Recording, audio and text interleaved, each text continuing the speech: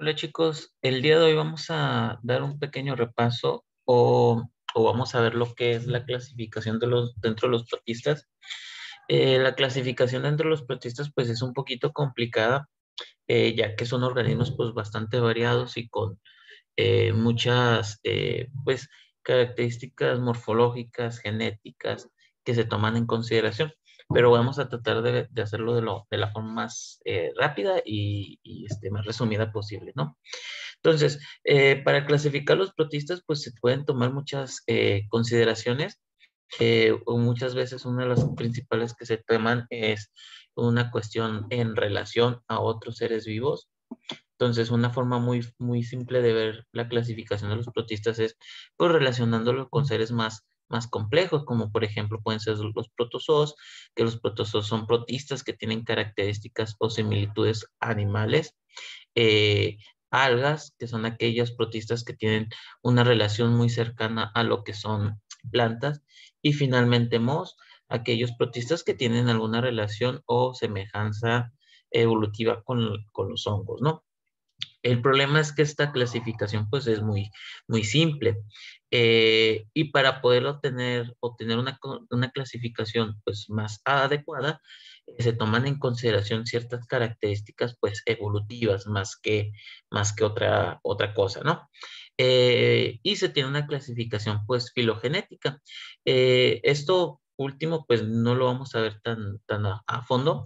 Vamos a meternos un poquito más a algunas cuestiones en cuanto a aspectos morfológicos, características ecológicas de importancia, etcétera, etcétera, etcétera. Entonces vamos a ver una clasificación dentro de lo que son los protistas, sí más formal, pero no tan detallada, ¿no? Entonces, primero vamos a entrar con un grupo de protistas que se llaman arqueoplástidos. Estos protistas, pues algo que tienen similitudes, que son fotosintéticos todos, y que tienen plastos, ¿no? Cloroplastos en pocas palabras. Entonces, es algo que tienen en similitud todos estos protistas. Y aquí tenemos precisamente a tres representantes, que son las glaucofitas, algas rojas y algas verdes. Las glaucofitas pues se caracterizan por ser algas microscópicas, unicelulares y de agua dulce. Entonces, bueno, pues son organismos fotosintéticos bastante sencillos, con una gran importancia ecológica, ya que son importantes en la cuestión de las cadenas tróficas, es decir, como fuentes de alimento. Más que nada, obviamente son grandes productoras de oxígeno, eh, y pues también son reguladoras dentro de lo que son ecosistemas de agua dulce, ¿no? Que un cuerpo de agua dulce como un río, un lago, sea saludable, pues en gran medida son pues gracias a las glaucofitas. Tenemos otro representante, que son las algas rojas, que precisamente reciben este nombre por su tonalidad. También se le pueden llamar como rodofitas. Y pues bueno, son precisamente de color rojizo, son generalmente macroscópicas, son pluricelulares, y forman pues pequeños ecosistemas marinos principalmente, donde forman pues como pequeños bosquecitos, ¿no? Donde pues una de sus funciones más importantes son ecológicas, al cuestión de que pues sirve de hábitat para muchos animales y peces pequeños, de un ecosistema marino, y aparte pues sirven de alimento como tal. También estas algas pues aparte de esa importancia ecológica pues representan una importancia económica para el ser humano, ya que algunos productos como el agar-agar o la garosa, que se utiliza para poder producir algunos espesantes en los alimentos, que los alimentos sean más espesos y no sean más líquidos, algunos alimentos como son algunos tipos de gelatinas, entre otras, pues son extraídos precisamente de este tipo de algas. Y también el alga nori, por ejemplo, que es muy importante en la alimentación asiática o japonesa, pues también se extrae de aquí, de lo que son las algas rojas, ¿no? Entonces, pues ahí le agregamos un poquito más de una importancia económica también. Y por último, dentro de los arqueoplástidos tenemos las algas verdes, que podemos tenerlas en una manera microscópica, pluricelular o unicelular. Podemos tenerlos en aguas dulces, en aguas saladas, y son las más representativas o las más famosas de todas las algas, ¿no? Una cuestión importante, pues es su importancia ecológica, obviamente, por ser productores de oxígeno, ser alimento de un montón de seres vivos, tanto de agua dulce como de agua salada, formar ecosistemas marinos también, como tal, y evolutivamente, pues tiene una importancia muy, muy remarcada, ya que se cree que de aquí, o genéticamente se ha comprobado que de aquí, de las algas verdes, es de donde surgieron precisamente las plantas terrestres, ¿no? Las plantas que habitan los ecosistemas terrestres y que ubicamos con gran facilidad, ¿no? Entonces, bueno, tenemos estos grandes representantes. Una cuestión más de las algas verdes es que también se pueden llamar clorofitas, cloro por los cloroplastos, es verdad, por la clorofila, y fita por ser una planta, ¿no? Y también, pues, algo importante, pues, mencionar, es que también se pueden utilizar o tienen muchas implementaciones dentro de lo que es procesos de bioremediación, que son para limpiar, lo que son ecosistemas o lo que son ambientes marinos o contaminación en el agua o contaminación atmosférica también se pueden utilizar como tal, ¿verdad? Después entramos a este segundo grupo, que son los cromoalveolados. Una característica dentro de los cromoalveolados es que son muy variados, son muy diferentes, tienen características pues diferentes, ¿sale? Entonces, pues eso podríamos generalizar dentro de este grupo y como representantes dentro de los cromoalveolados tenemos a los dinoflagelados, que pueden ser unicelulares o coloniales, caracterizan por tener dos flagelos. Debido a que estos flagelos pues están como en una forma de cruz, esto genera que se mueva por medio de un movimiento en tipo de giro, va girando como si fuera una turbina. Mayoritariamente son fotosintéticos. Y pues bueno, estos organismos, cuando crecen de manera normal, pues no representan ningún problema. Son alimento para muchos otros animales, otros protistas más grandes. El problema es cuando se reproducen en exageración o gran medida, ya que los dinoflagelados producen un fenómeno que se llama marea roja. Y esta marea roja implica pues diferentes grados de importancia para los ecosistemas y para el ser humano.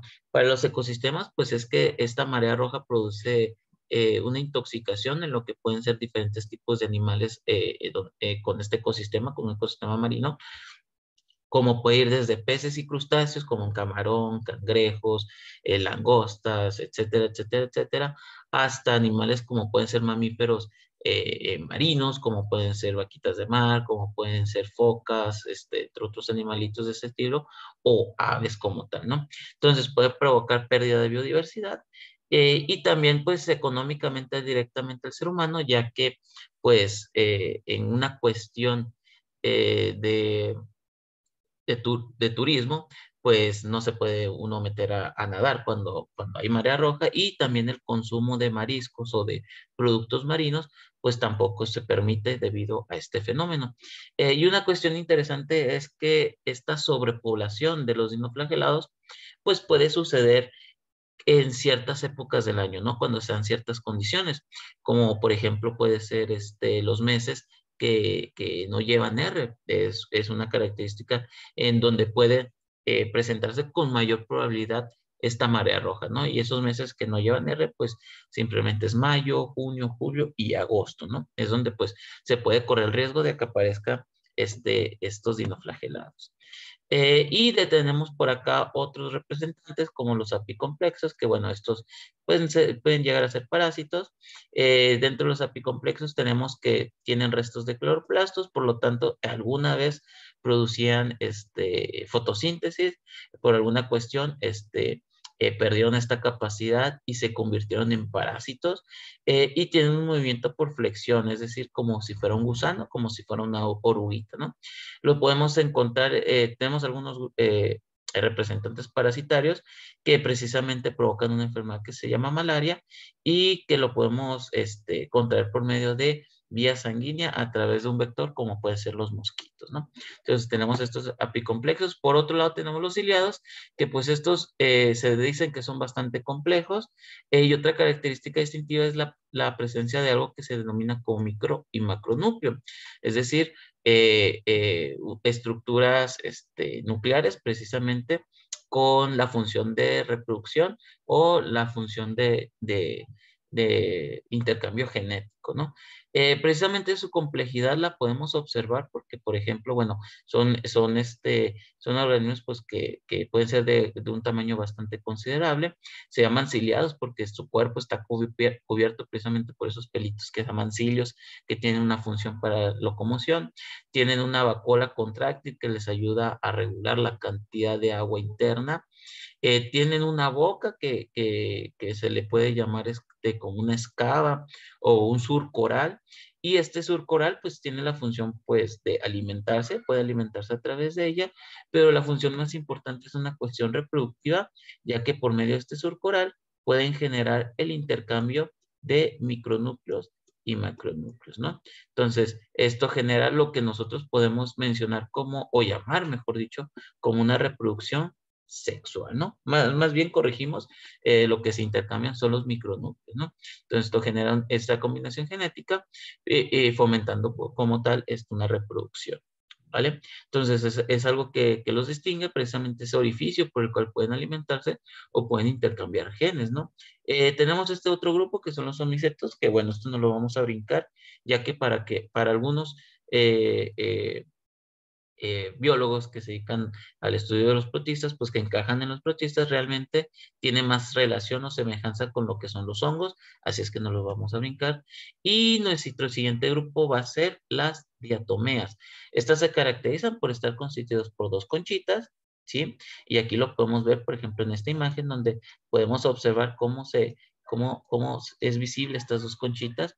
Forman parte del plancton y cuando escuchamos nosotros la palabra plancton, esto quiere decir que es alimento para muchos otros animales, marinos principalmente, como pueden ser algunos peces, pueden ser algunos crustáceos, cetáceos también, etcétera, etcétera, etcétera, ¿no? Y pues bueno, aparte de estas características, son muy vistosos, son muy llamativos, son muy bonitos. Y la cuestión es que, pues bueno, esta conchita que los constituye está formada de sílice.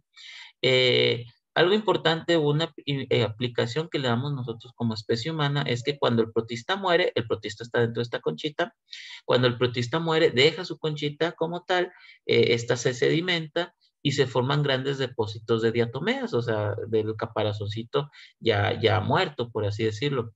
Y nosotros utilizamos ese residuo, esos depósitos, que es como una arenita muy finita, para poder hacer abrasivos, ¿no? Para poder quitar o disminuir alguna superficie. Incluso anteriormente, años atrás, las pastas de dientes tenían diatomeas como un material abrasivo para poder eliminar el sarro y la placa dentro de los dientes.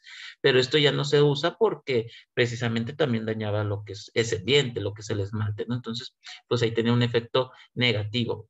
Pero bueno, esto es en cuestión de lo que llamamos como diatomeas. Son bastante abundantes, las podemos encontrar en aguas saladas como en aguas dulces. Entonces, pues bueno, también los podemos tener ahí presentes y algunas también son fotosintéticas, ¿no? Entonces, otra característica que podríamos mencionar de las diatomeas.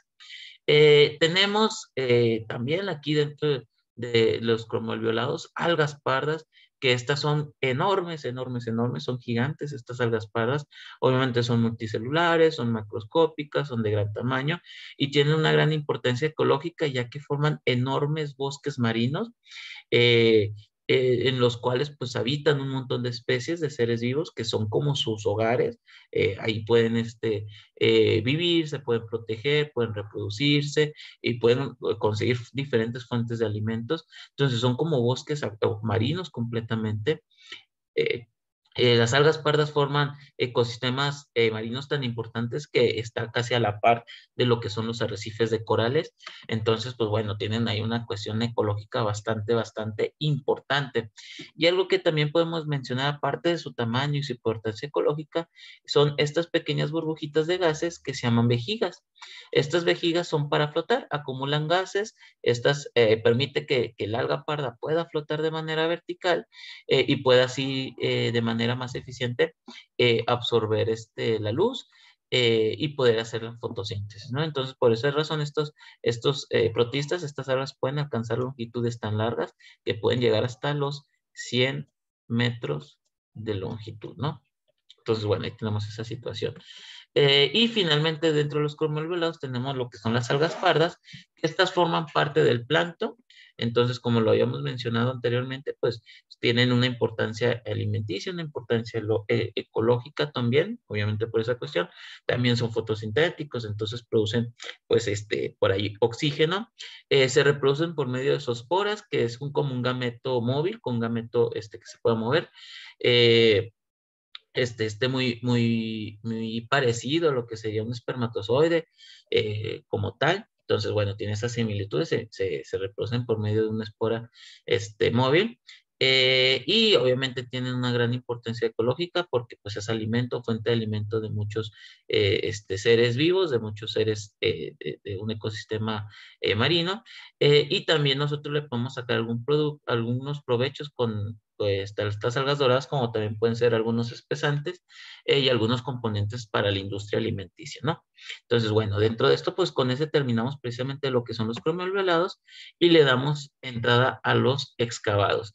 Aquí los excavados, este grupo tiene sus características de similitud, es la presencia de una excava, que es como una boca, un surcoral, y que aquí tenemos muchos representantes eh, parásitos, ¿no? Entonces aquí tenemos precisamente dentro de este grupo, pues algunos parásitos.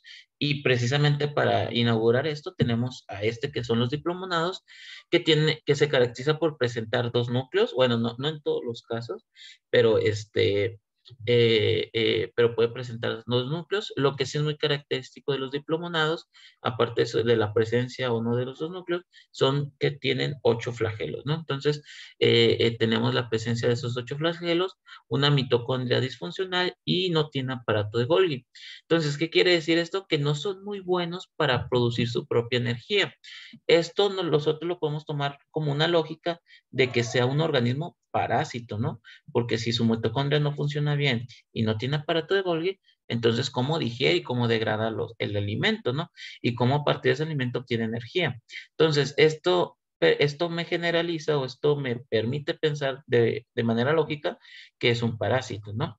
Y precisamente algunos diplomonados pues son parásitos y un ejemplo muy característico de eso es este que tenemos aquí, una especie que se llama Yersia lambia, que provoca una enfermedad que se llama Yersiasis y es una enfermedad del estómago, ¿no? Que se contrae principalmente por tomar agua contaminada con heces fecales y se puede generar ahí una sintomatología que va desde diarreas, pues bastante agresivas, hasta dolor en el área afectada, como principales síntomas, ¿no?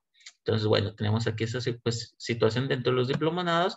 Tenemos los parabasálidos, que muchos de estos parabasálidos son simbióticos, algunos llegan a ser parásitos, y precisamente por esto último, pues pueden ser anaerobios, ¿no? Y aquí dentro de los parabasálidos tenemos un representante muy característico, que es un protista llamado tricomona o tricomonas como tal, y pueden provocar una enfermedad que se llama tricomona vaginalis, que es una enfermedad del tipo sexual, de un tipo de relaciones sexuales sin protección. Principalmente afecta más a lo que son mujeres o órganos o genitales femeninos, provocando vaginitis, que es inflamación dentro de lo que son la parte genital femenina, que es inflamación, dolor, ardor, incomodidad como tal, en algunos casos pues hasta pequeñas heridas.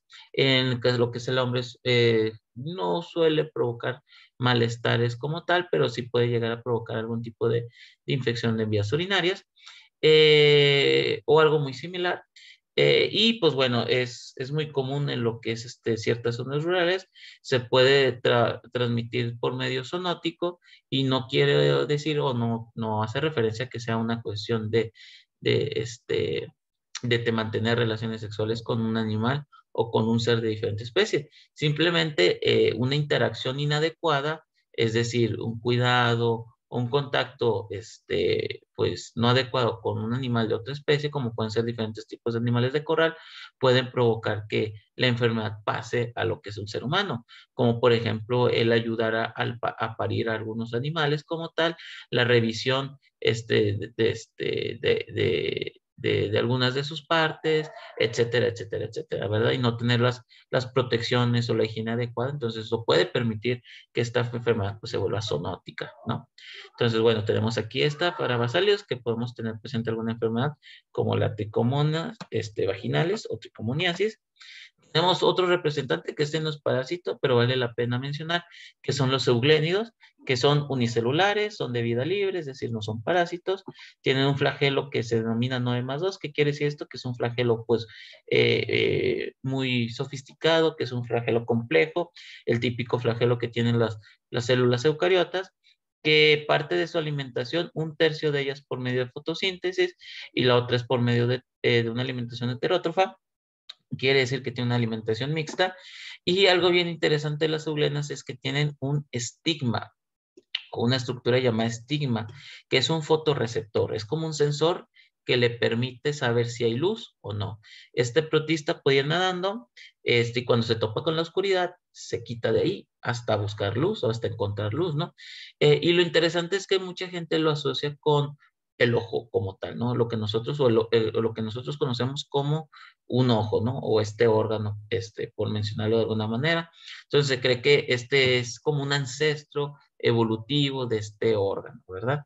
Entonces tenemos estos euglenios que tienen esta estructura que se llama estigma, y finalmente dentro de este grupo tenemos estos que son los tripanosomas, que son unicelulares, tienen también un flagelo bastante complejo, son parásitos y viven en sangre. Estos protistas pueden provocar una enfermedad que depende del área geográfica, puede ser diferente. Por ejemplo, en África tenemos una enfermedad que se llama Trypanosoma glossina, que recibe el nombre del mal del sueño y es transmitido por medio de un vector que se llama mosca tsetse. Esto en África, pues puede, como lo dice su nombre, provocar una pérdida del sueño, una pérdida de la capacidad de dormir, y si no es detectada a tiempo, pues simplemente es irreversible el daño, y provoca que el paciente pues simplemente no pueda dormir, siendo incapaz de descansar, siendo incapaz de generar todos estos mecanismos de reparación que se dan durante el sueño, y puede llegar a provocar la muerte. Esto en el continente africano, mientras que en el continente americano tenemos esto que son las el Trypanosoma cruzi, que es conocido como el mal del Chagas, y es provocado, es transmitido por un redúvido, que es una chinche, ¿no? Un redúvido es un grupo de chinches, ¿no?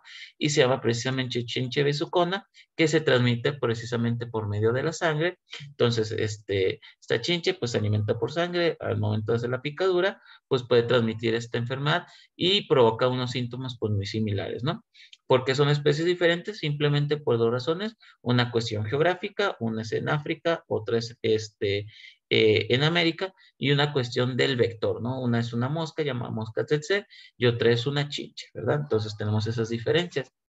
Eh, el siguiente grupo de clasificación de los protistas es uno que se llama rizarios. Y estos se caracterizan por tener una testa o una conchita y tener rizopodía. ¿Qué es rizopodía? Es como una elongación del citoplasma con un fin principalmente alimenticio. Entonces, tenemos aquí dos representantes, es un grupo chiquito donde tenemos a estos que se llaman foraminíferos, que su característica es tener una concha externa, y esta filopodía, que lo podemos ver, por ejemplo, en este protista de aquí, con esos rayitos, y este de acá, que precisamente sirve para captar su alimento de una manera, como principal mecanismo. Entonces, como una redcita, y por ahí atrapa diferentes partículas, como pueden ser protistas más pequeños, algas, etcétera, etcétera, etcétera, y así comerlo, ¿verdad? Entonces, estos foraminíferos tienen una concha externa, internamente está el protista, y una cuestión relevante que tienen, o una importancia muy, muy, muy grande que tienen para el ser humano, es que estos protistas pues habitan siempre en lugares pues eh, eh, este, muy estables, es decir, siempre están habitando ahí durante millones y millones de años, y cuando estos protistas mueren, pues dejan sus sedimentos, empieza a sedimentar, y estos cadáveres, o bueno, este residuo de estos organismos que se van acumulando durante millones y millones de años, forman lo que nosotros conocemos como yacimientos de petróleo, ¿no? Entonces, eh, son los principales productores de petróleo como tal. Obviamente esto ha sido durante cientos de millones de años, entonces no es algo que pues, suceda como tal de manera rápida, pero ellos son los que de alguna manera a través del tiempo pues han generado estos yacimientos de petróleo. Y también me sirven como indicador para encontrar estos yacimientos, ¿no? Si yo quiero buscar dónde perforar, pues yo busco precisamente foraminíferos, veo que tanta cantidad de ellos está acumulada y pues pruebo perforando o haciendo otras pruebas para ver si encontramos yacimientos nuevos, ¿no? Entonces también son indicadores para yacimientos de petróleo como tal, ¿no? Entonces es algo interesante dentro de la formación de este componente que es tan importante para la industria, ¿verdad? En muchos aspectos. Y por otro lado tenemos a sus primos que son muy similares, que son los llamados actinópodos. La principal diferencia entre los foraminíferos y los actinópodos es que los actinópodos tienen una concha interna, aquí la podemos ver un poquito más oscura, mientras que el protista envuelve esa conchita, es como si tuviera un esqueleto interno, ¿no? Entonces, es la principal diferencia entre estos dos. También tienen rizopodía, perdón, lipopodía, filopodía, que sirve para alimentarse, son muy vistosos, son muy bonitos.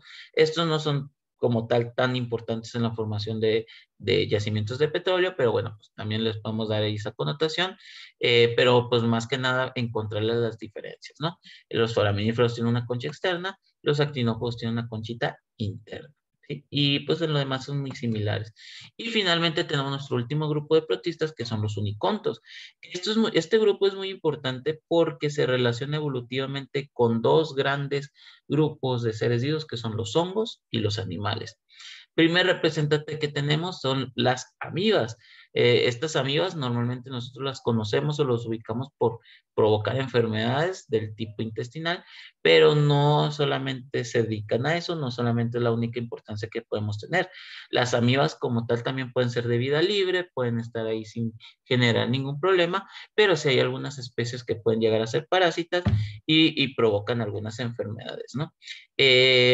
Algo que las caracteriza es su movimiento, ¿sí? Así como hay protistas que se mueven por flagelos, otros por cilios, estas amibas se mueven por algo que se llama pseudópodos, que es como una falsa extremidad, y en específico su movimiento o locomoción se llama lobopodía, porque forma estos lóbulos o estas lobulaciones o estas formas así medio circulares como tal. No es como si yo extendiera mi brazo, me agarrara a la superficie y me arrastrara. Entonces, las amibas se mueven por ese mecanismo. Lo que comentábamos era parásito y finalmente pues forman quistes que son estructuras de resistencia, ¿no? Muchos parásitos tienen estas estructuras llamadas quistes para soportar cuestiones ambientales, ¿verdad?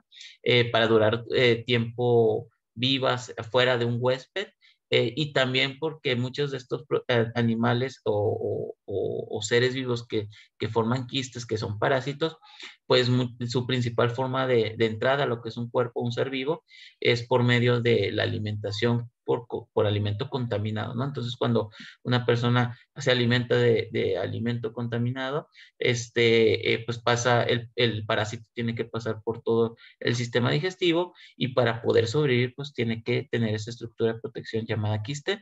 Entonces es algo interesante que tienen por aquí las amibas también, ¿no? Aunque los quistes son más característicos de gusanos, de parásitos como lombrices o tenias, también lo podemos encontrar aquí con las amibas. Y ya casi finalizando, tenemos estos dos grupos que son los hongos mucilaginosos, otra vez, hongos mucilaginosos, estos son plasmodiales y estos son celulares. En general son muy similares, ambos son saprobios, son descomponedores de materia orgánica como tal, tienen mucha relación con los hongos, precisamente se cree que de estos dos grupos salieron los hongos como tal, pero bueno, los hongos mucilaginosos plasmodiales en su constitución celular tienen plasmodio, de ahí viene su nombre, y pues son como un moquito, ¿no? Son como una mucosidad que son muy buenos degradando materia orgánica, por lo tanto son muy buenos descomponedores y esa es una importancia ecológica. Y otra importancia, pues una importancia a nivel de investigación, ya que para ver procesos dentro del funcionamiento de las membranas celulares o división de las células, se utilizan estos protistas, ya que pues facilitan poder hacer estos estudios, ¿no? Y posteriormente tenemos estos que ya los mencionamos, que son hongos mucilaginosos celulares, que son muy similares a las amibas, tienen mucha similitud con las amibas, tanto así que también se mueven por logopodía, y una de sus características es que típicamente pues ya tienen más una forma de hongo, ¿no? Celularmente ya están más cercanas a lo que son los hongos, ¿verdad? Tiene una reproducción asexual principalmente, pero bueno, esas son características que podemos encontrar dentro de los hongos mucilaginosos celulares. Y finalmente, para terminar este punto de la clasificación, tenemos los cuanoflagelados, que son organismos que tienen un collar que les sirve para alimentarse. Pueden ser sésiles, es decir, que no se muevan, o pueden ser libres, es decir, que se muevan o que naden, porque son de ambientes marinos. Y una cuestión importante es una cuestión evolutiva, ya que son considerados los ancestros, ¿sí?, del reino animal. Se cree que los primeros animales, o lo que hoy conocemos como animales, tenían células constituidas por este tipo de protistas, ¿no? Por estos cuanoflagelados, ¿no? Tienen este colita, este flagelo, que lo mueven y a través del movimiento hacen como un vórtice, ¿sí? Y atraen partículas hacia el collar, aquí capturan esas partículas y luego ya son ingeridas o son alimentadas, ¿no? Esto que vemos en la imagen es su forma sésil, si se fijan está pegadito al suelo, pero cada uno de estos se puede romper y puede irse libremente a, a formar otro individuo sésil, ¿no? Así como este tallito. Y precisamente una de las cuestiones más importantes es esto último que mencionamos, que estructuralmente, genéticamente están muy emparentados con el reino animal. Tanto así que las esponjas de mar, que conocemos que es el animal más simple y más básico que tenemos en la naturaleza, pues está constituido de un montón de estas células, ¿no? Y pues bueno, esto sería todo en cuanto a la clasificación de los protistas. Eh, Muy breve, muy rápido, pero pues es lo que necesitamos saber precisamente para conocer a estos seres un poquito más en sus características como tal, ¿no? Muchas gracias, espero que les sirva y pues nos vemos próximamente en algún otro video o en clases. Hasta luego.